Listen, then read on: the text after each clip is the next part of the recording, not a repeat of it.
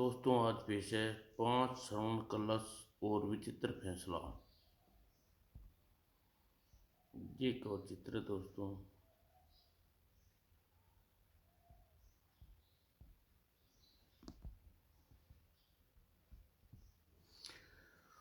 बहुत समय पहले की बात है। अजीतगढ़ राज्य पर राजा मानसिंह का राज करते थे। उन्हें दुख था तो केवल एक बात का कि उन्हें कोई संतान न थी। वे हमेशा इसी गम में डूबे रहते थे। महारानी, क्या हम निसंतान मर जाएंगे? क्या हमारी मृत्यु के बाद हमारी राजवंश लुप्त हो जाएगा? शुभ शुभ बोलिए, ऐसा न कहिए। कभी न कभी तो हमारी भगवान हमारी पुकार अवश्य सुनेंगे। हमारे आंगन में भी बच्चे किलकारियाँ गूंजेंगी। महारानी चंद्रप्रभा राजा मान सिंह को इस प्रकार समझाती रहती, लेकिन वैसे वैसे संतान होने के कारण दुखी रहती। एक दिन राजा मानसिंह ने अपने धार्मिक गुरु राजदंत को बुलाया। गुरुदेव, हमारा प्रणाम स्वीकार करो, चिरंजीव रहो। राजा मानसिंह ने धर्मगुरु को बैठने के लिए उचित स्थान दिया। तत्पश्चात कहिए राजा ने आपने कैसे याद किया? मानसिंह, माननीय गुरु जी, धर्मगुरु जी, मैं आपको एक महत्वपूर्ण विषय पर वार्तालाप करना चाहता हूँ।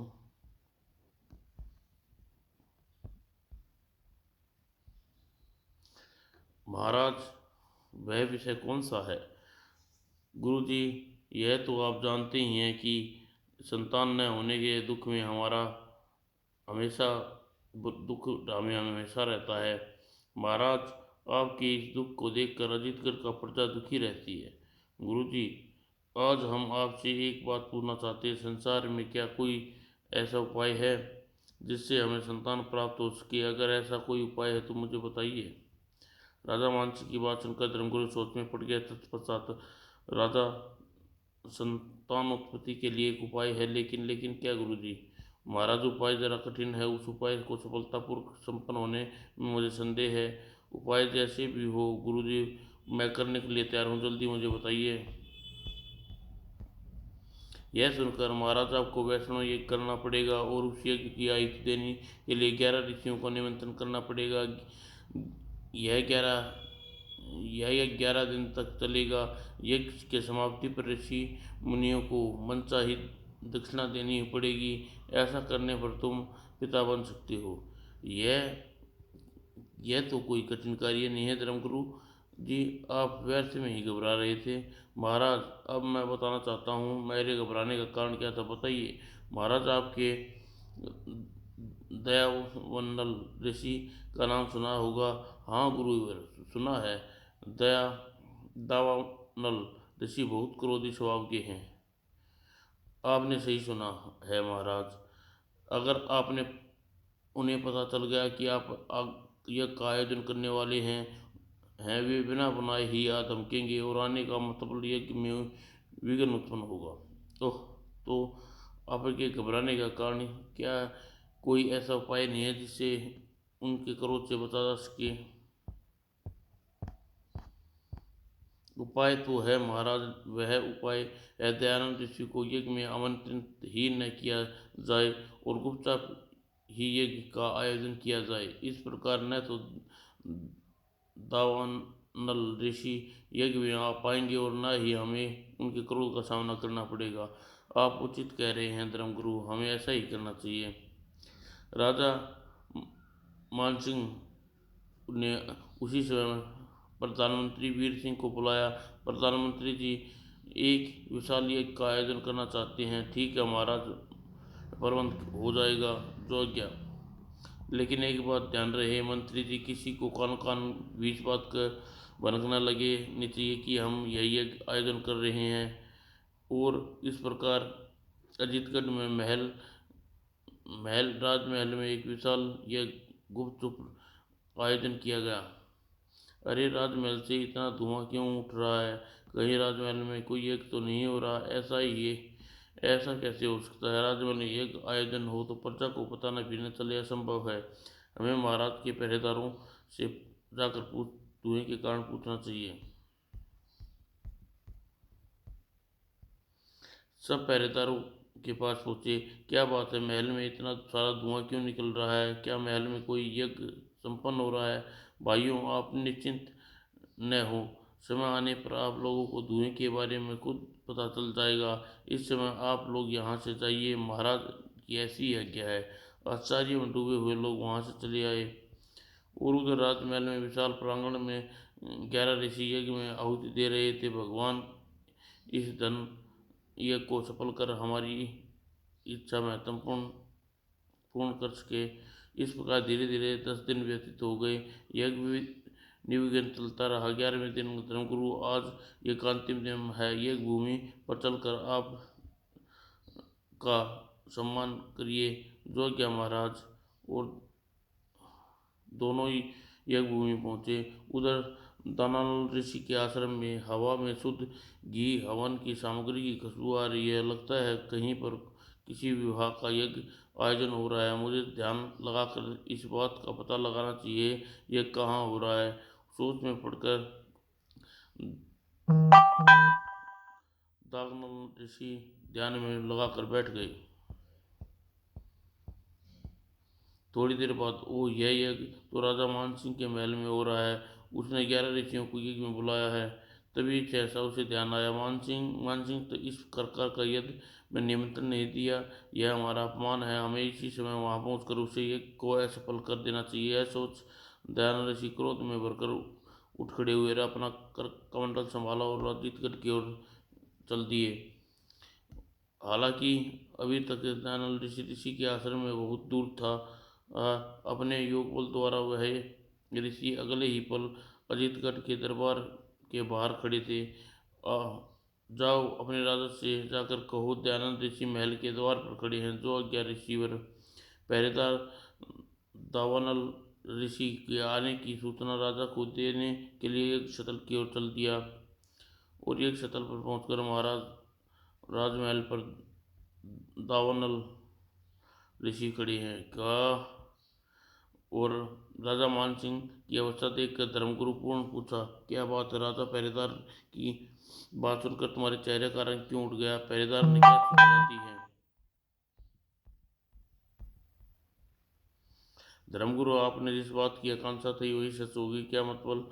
राजमहल के द्वार पर दावानल ऋषि आ पहुंचे और हमारा यज्ञ उसके क्रोध का शिकार बनकर सफल हो जाएगा। दावानल ऋषि आज राजमहल के द्वार पर हैं, लेकिन उन्हें यज्ञ की सूचना किसने दी? धर्मगुरु चिंता में डूब गए। कुछ सोचकर उसने मानसिंह को सलाह दी, राजा, दावानल ऋषि को यहाँ पर आ ही गए हैं, है उनका आदर संस्कार करना ही पड़ेगा। लेकिन एक बात का ध्यान रखना, जो भी कहें बिना सोचे समझे उसकी बात पूरा करने दो। आपके हित है, वरना क्रोध की ज्वाला में जलकर आप श्राप दे बैठेंगे। ओह, इतना यत्न पर भी दावानल ऋषि हमारे यज्ञ की भनक लग गई। इसका मतलब है कि उद्देश्य में सफल नहीं होंगे। ऐसा न कहो राजन, तो धैर्य रखो, भगवान आपकी इच्छा पूरी जरूर करेंगे। तब मानसिंह धड़कते दिल से पहरेदार को आज्ञा दी, दयानल ऋषि को पूरे सम्मान के साथ यहाँ ली जाए। जो आज्ञा कहकर पहरेदार वापस चला गया। और कुछ देर बाद दयानल ऋषि राजमहल के सामने आए और क्रोध से चल रहे थे। ऋषिवर, आपने पधारने से मेरा यज्ञ सफल हो गया। राजा मानसिंह, हमें बिना बुलाए यज्ञ करने की तुम्हारी हिम्मत कैसे हुई? क्षमा कर दिए ऋषिवर, आपको यज्ञ की सूचना देना भूल गया। झूठ, बिल्कुल झूठ। तुमने जानबूझकर हमें यज्ञ में नहीं बुलाया, निमंत्रण नहीं किया। इसका फलस्वरूप हमें तुम्हें श्राप देते हैं।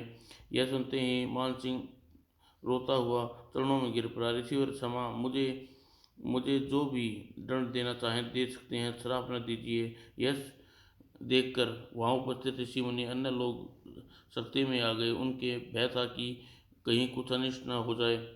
दयानंद ऋषि मानसिंह से कह उठे, मानसिंह, तुम हमें यज्ञ में न बुलाकर आश्रम असंभव अपराध किया है, पर तुम्हें रोता देख कर हमारा हृदय पसीज उठा है। अब अगर तुम इच्छा हमारी इच्छा पूरी करो तो हम तुम्हें श्राप क्षमा कर सकते हैं।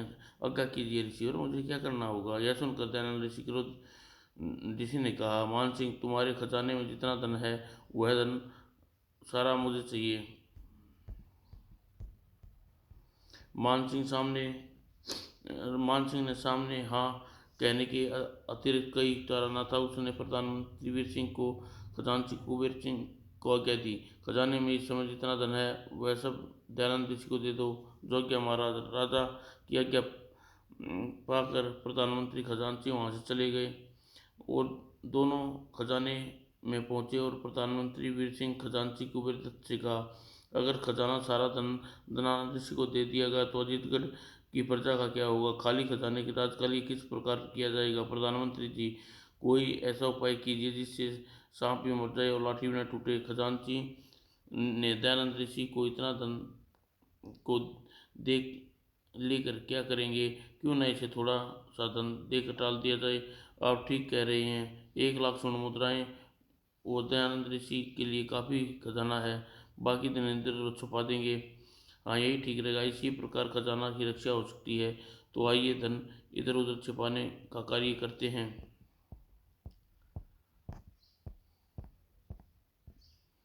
और तभी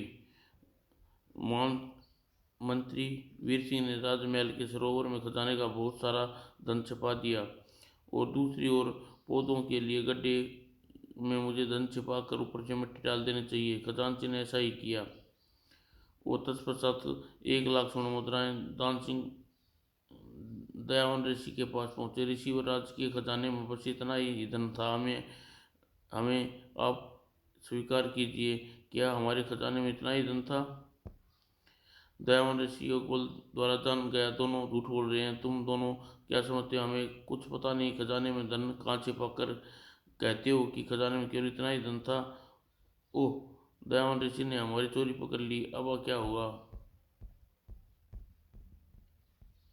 क्रोध में कांपते दयानंद ऋषि ने उन दोनों को श्राप दिया। महामंत्री वीर सिंह और खजांची कुबेर दत्त, दोनों इसमें मुझे झूठ बोलकर भयंकर अपराध किया है। हम तुम दोनों को श्राप देते हैं, तुम दोनों इसी समय राक्षस बन जाओ। यह सुनते ही क्षमा मुनिवर, क्षमा, हमें क्षमा कर दीजिए, हमसे भूल हो गई ऋषिवर, हमें ऐसा श्राप न दीजिए। नहीं, मैं कुछ नहीं हो सकता, तुम दोनों श्राप का फल अवश्य भुगतना पड़ेगा। चूंकि प्रधानमंत्री वीर सिंह खजाने को धन जल में छिपाया था, इसलिए वीर सिंह राक्षस बनकर हमेशा जल में रहेगा और कुबेर दत्त धन पृथ्वी के अंदर छिपाया था, इसलिए राक्षस बनकर पाताल के अंदर रहेगा। और दानव ऋषि की बात समाप्त होते ही कुछ देर क्षणों बाद वहाँ स्वतंत्र धुआं फैला और कुछ देर बाद ओह, प्रधानमंत्री वीर सिंह खजांची कुबेर दत्त वास्तव में राक्षस बन गए। हा हा हा हा।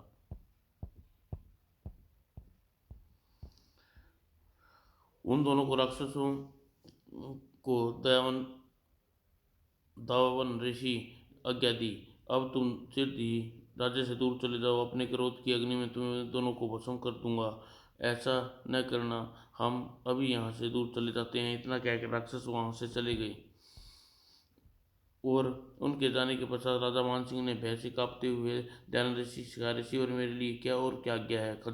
राजन, तुम घबराने की आवश्यकता नहीं, तुमने निसंकोच ही अपने खजाने का सारा धन मुझे देने को तैयार हो गए थे, इसलिए अब तुमसे प्रसन्न हूँ। मैं जानता हूँ कि तुम संतान की इच्छा की मन में लेकर यज्ञ आयोजन कर रहे हो, इसलिए मैं तुम्हें वरदान देता हूँ, तुम सूर्यवीर पुत्र के पिता बनोगे। ओह ऋषि, और आपने वरदान देकर मेरी झोली में खुशियों से भर दी है। राजन, ज़्यादा प्रसन्न हो, तुम्हारा पुत्र 10 वर्ष तक ही तुम्हारे पास रहेगा, इसके पश्चात तुम्हें स्वयं देश निकाला दे दोगे। यह आप क्या कह रहे हैं ऋषिवर? हम सच कह रहे हैं युवराज, 10 वर्ष का होते ही परिस्थितियाँ ऐसी बनेगी, क्रोध में भरकर उसे राज्य से बाहर निकाल दोगे, तब युवराज आपके राज्य से दूर चला जाएगा और युवराज के हाथों वीर सिंह राक्षस और कुबेर दत्त राक्षस आज से 10 वर्ष पश्चात का अंत होगा।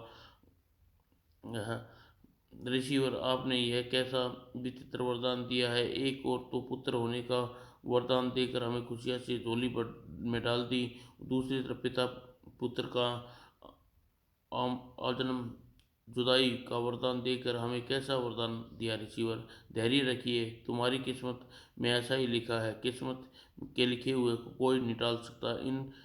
इसे न मैं टाल सकता हूँ, न आज से 20 वर्ष पश्चात जब तुम मृत्यु शैया पड़े होगे, तुम्हारा पुत्र तुम्हारे पास लौट आएगा और तुम्हारी मृत्यु के पश्चात छत्तीसगढ़ का राजा बनेगा। ऋषिवर, मुझ पर दया कीजिए। तपस्वियों का वरदान कभी असत्य नहीं होता राजन। हम कुछ हमें जो कुछ कहना था वह कह चुके हैं, अब हम जा रहे हैं। कहकर दयानंद ऋषि वहां से एक पल भी नहीं रुका और तेज तेज डंक भरते हुए चला गया। और राजा मान सिंह स्तंभ से खड़े रह गए। और दयानंद ऋषि यह हमारे हृदय में कैसी अग्नि लगा गए हैं। उन्हें उन्हें समय पश्चात हमारे पुत्र का उत्पन्न होता और वह हमसे बिछड़ जाएगा। वह दुखी होते हुए धर्मगुरु से बोले, धर्मगुरु जी, कैसी विडंबना है। दयावन ऋषि ने हमें कैसा विचित्र वरदान दिया है। राजन, दयावन ऋषि ने इस बात की प्रशंसा होकर आपको वरदान दिया कि आप संग्रह शिव से अपने खजाने से संबद्ध धन देने को तैयार हो गए और उन्हें उन्हें आपको पुत्र वियोग का विश्राप इसलिए दिया कि आपने जानबूझकर एक महीने मंत्र नहीं दिया। राजन, दयावन ऋषि का गुरु गुरु जग जग प्रसिद्ध है। गनीमत है कि यह रही कि इतने पे ही बस कर दिया, वरना क्रोध में भरकर न जाने क्या कर देते।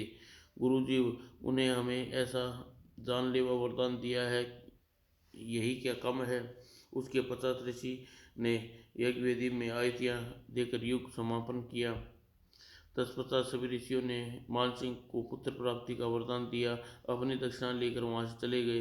राजा यज्ञ समाप्त हो चुका था, इसलिए राज महल चलिए चलिए गुरु जी। और सोच में डूबे हुए मान सिंह गुरु के साथ राजमहल चल दिए। घटना के ठीक एक माह पश्चात महाराज बताई हुई खुशखबरी लाई हूँ। क्या खुशखबरी लाई हूँ चंदाबाई?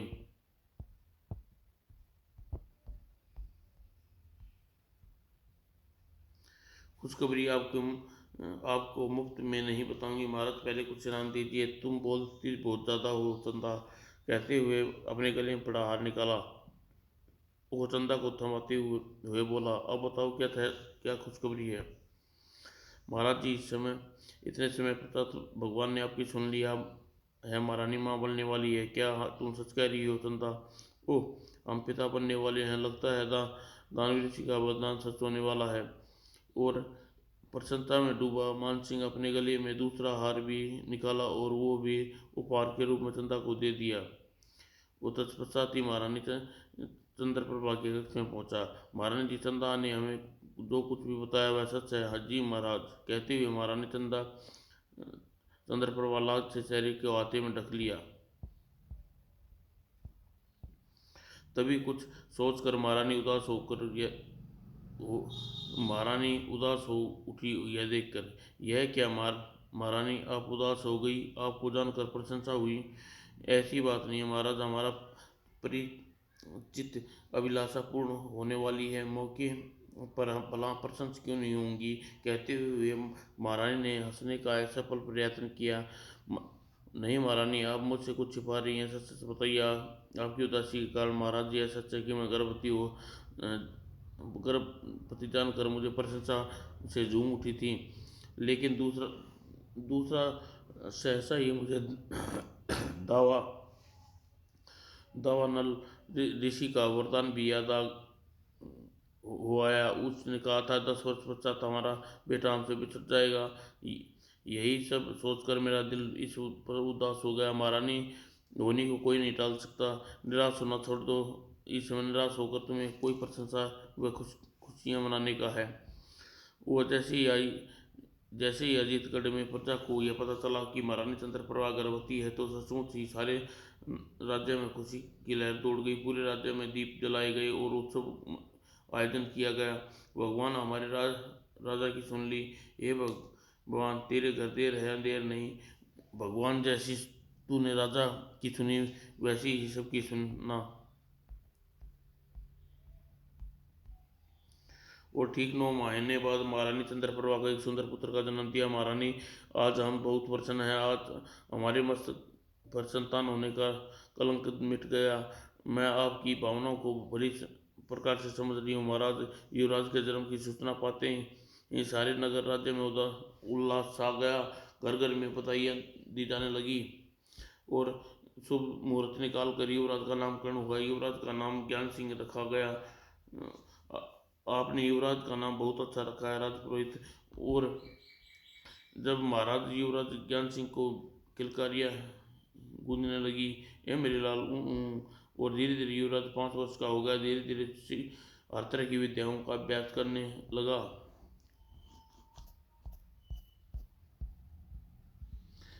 युवराज का निशाना बिल्कुल सच्चा था। मुझे इस आदमी की पगड़ी का निशाना बांध कर तीर चलाना चाहिए, तब यह आदमी पगड़ी उसके सिर से नीचे गिरनी तो बड़ा मजा आएगा। और ज्ञान सिंह ने उस आदमी की पगड़ी का निशाना बांधा और तीर छोड़ दिया। तीर चलाता हुआ उसकी पगड़ी में जा घुसा। इस शरारत लोग ज्ञान सिंह की शरारतों पर परेशान हो जाते, पर क्योंकि ज्ञान सिंह युवराज था इसलिए उसे भला क्या कह सकते थे। राजा मान सिंह ज्ञान सिंह की शरारतों से का पता चलता। महारानी तुम्हारा लड़का आजकल बहुत शरारती हो गया। राज्य के लोगों ने उसकी शरारतों से दुखी हैं, वे हमारे हमारे डर के कारण उसे कुछ कहते नहीं। महाराज ज्ञान सिंह अभी बच्चा है, समय आने पर वह सब समझ जाएगा, अपनी शरारतें नहीं करेगा। और धीरे धीरे 5 वर्ष व्यतीत हो गए। युवराज अब पूरे 10 वर्ष का हो गया था। महारानी युवराज पूरे 10 वर्ष का हो चुका है। न जाने आज मेरा दिल क्यों घबरा रहा है। मैं जानती हूँ महाराजा, आज आपको